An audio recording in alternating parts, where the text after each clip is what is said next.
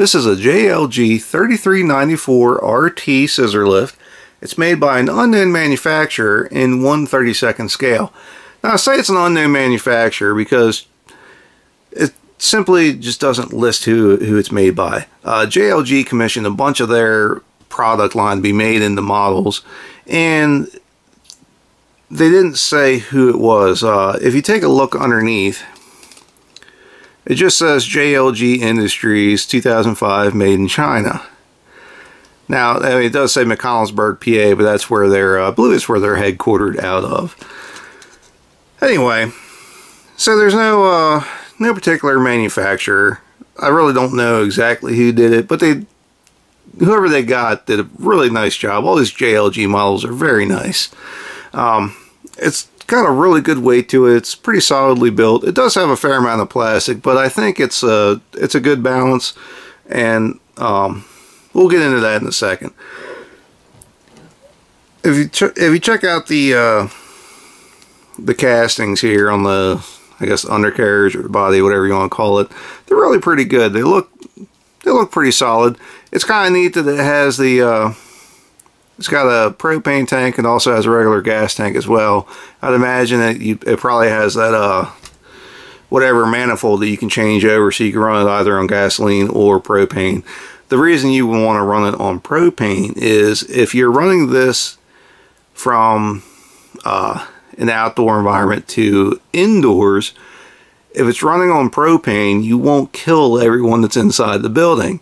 And the reason is because of if you run on gasoline, it'll put out either carbon monoxide or carbon dioxide. I can't remember. I think it's carbon monoxide.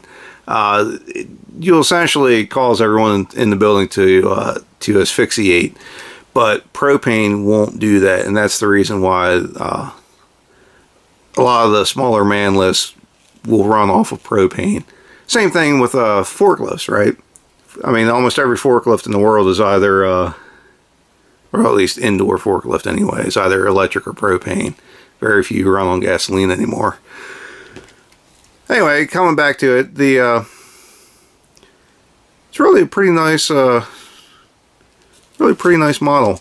Like I said, the castings are very good. It looks like the hood panels open up, but they don't. It's kind of deceiving because it really does look like they open up, but they do not. The outriggers, well, I guess you call them stabilizers more than outriggers. They do work. This side is really stiff, but the other side, there we go. They will come down, and it's just like a regular, like a metal rod. They just slide right out. They're not quite stiff enough to hold the scissor lift in the air, but they still look pretty good. It does have some steering replicated here. It doesn't really work. You get just the most minimal steering angle, but it is cast in, or maybe not cast, but put into the model there. Really not too bad. Now it's a pretty good mixture of plastic to die cast. Like I said, it is a pretty heavy model. Now the platform itself is all plastic, but I think there's a pretty good reason for that. When it gets up in the air, you don't have a lot of weight on the top. That makes it, I think it makes it a lot easier for that cylinder that's inside to actually hold the man lift up in the air. Now it's pretty basic, but there's really not a whole lot going on these scissor lift platforms anyway. You have your material booklet right there. You have this is essentially your operator platform, all your controls, the joystick right there, and you do have your handles right here to make your platform telescope out or extend, whatever you want to call it, to give yourself a greater working area, which is pretty cool. That's surprisingly handy to have those have the platform telescope out like that, especially if you need to work over top of, like if you have a wall right here, you can get over top of it pretty easily, and you don't have to leave the confines of the platform. It makes it very nice, and it also makes it real easy to get into a corner as well. Now, as far as the scissor lift, the functionality is concerned, it's actually pretty good. You have to get up so far before it'll hold itself up, maybe about 3/4 of the way, because the cylinder in the center there is just not quite, yeah, like right there is where it wants to let go. So pretty much anywhere below that, it doesn't have enough to hold itself up.